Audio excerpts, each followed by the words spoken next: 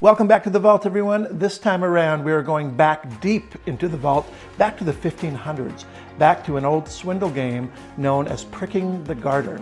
Now, magicians adopted this in the early 1800s. Many different performers have given their own interpretations of it.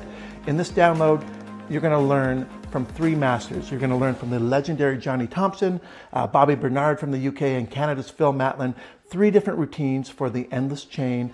This is something that audiences fall in love with because you're telling a story about a con game and you're demonstrating it in front of them. It uses a piece of chain. It's different than anything you're doing, and these teachers are phenomenal at teaching you the endless chain. So this is it, a masterclass on the endless chain. You know, I got interested in magic through kind of a back door. When I was a boy of 8, I saw a movie about a Mississippi riverboat gambler, and I didn't want to be a magician. I wanted to be a professional card cheater. It was a great movie, and he had a Derringer hat and a frock coat and a brocade vest, and it looked so romantic, and I said, that's what I want to be, a professional card cheater. And I went out and I bought a book called Expert at the Card Table. And it teaches you how to cheat at cards, how to false shuffle and bottom deal and second deal and all those wonderful things. And I spent 4 years trying to master as much as I could in the book until I came to the rude awakening there weren't too many places for a 12-year-old card cheater to work, you know, unless you want to work for bubble gum and things. And then I looked in the back of the book, and it said legerdemain, which was French for magic, and I learned how to apply these gambling moves to magic. But I've always been interested in gambling, so I'd like to show you a couple of gambling games. Now, this one happens to be very, very old. Let me get this chain untangled. This is a swindle, if you'd like to call it that. I call it a nice, honest, fair game. This was played on boats. This game goes back about 500 or 600 years. It predates craps and blackjack and all the wonderful games. And it's a very simple game in that you have only a 50-50 chance of winning or losing. So that's not too bad, you see. I'm going to show you, it's been called the endless chain, the figure eight. A misnomer is called pricking the garter because that was done with somebody's belt. It's a little different, but and I've done this with ladies' double strands of pearls, and so you can do it with anything as long as it's an endless chain. Now I'm going to show you how the game works. Okay, you see it's called the figure eight because it looks like a figure eight. Now, there's a losing side and a winning side. You have to pick which is which, you see. Now, I'm going to show you what a win looks like. Put your finger there, David. If I trap that finger, you see, with the chain and the end, that's a win. Okay. You may let go. You haven't won anything yet, you know. It's just a run-through, for God's sake. So, now, I'm also going to show you what a lose looks like. I can put that win or lose on either side, see. Now, put your finger in there again. Now you see, that's what a lose feels like, okay? All right, so you see there's a difference. And I can put it on either side, you see.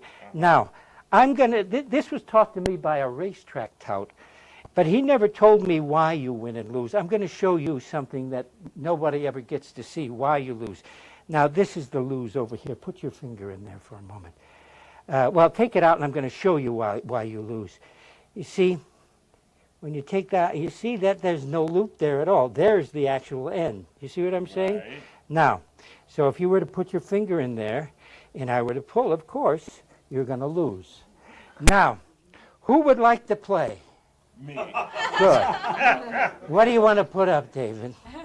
I'll tell you what, I'm going to make it nice and easy for you. I'm going to give you a gambling game you can't even get up here in Lake Tahoe or Reno or Las Vegas. I'm going to put up the money for you. Okay, I'm going to give you 3 chances to win. Okay. Now, okay, you ready? Yeah. Here's the figure eight. Now, you have to guess which side the win is. Take a guess. Let's bet one of them. Yes, of course. I didn't think you were going to go on one shot with all 3. Let's get a little hefty. I'll put it right over here. Okay. This one. It looks very good. It's looking good. It's looking good. It's, let's Thank you, David. Okay, let's try that again. Okay, David. Here. Once again. Now, Got that right. David, I'm going to give you an opportunity. Put one finger in each one of those, okay? Okay. Put one here. Now, and one side is winner and one side is loser. Yeah. Now, raise one of your fingers. Take one out of play altogether. Put it off to the side. Which one are you going to do? He's thinking about it. That's it. Wait a minute. David, the game goes a lot faster than right, this. You know. this one. That one. That one. Okay, David. Oh, David, I'm sorry. Oh, all right. Thank you, David. I'll tell you what. I'll put that back down. David. Yes. This is your last opportunity. Yes. And I'm going to tell you something about the game, okay? You see, there are some people who think it doesn't really matter which one you put in, it's which one of the chains you pull. And they could be right. You never know. So I'll tell you what. We'll have someone else pull the chain after you decide which one which figure eight you're going to put that one. Would you do the pulling? Which chain would you like her to pull? This one or this one? Pull this one. Okay. This one on the end. Slow. Oh, I think he's got it. Slow. Oh, David. David.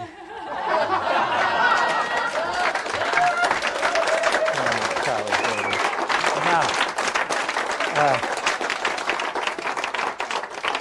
just so you don't go home feeling bad, David, I'm going to show you something.